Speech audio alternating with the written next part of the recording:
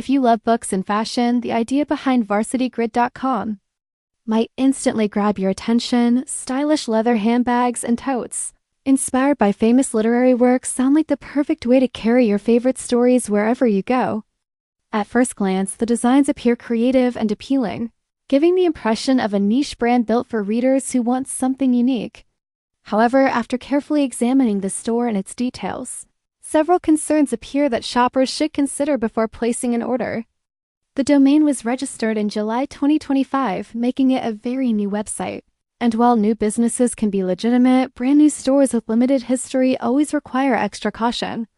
Looking deeper into the product listings, some images appear to be reused or sourced from other websites, which raises questions about originality and inventory ownership.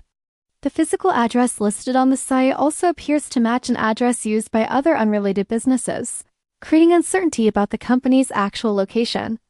Additionally, the company name Smoon is mentioned, yet there are no verifiable corporate records, licensing details, or traceable business credentials associated with it.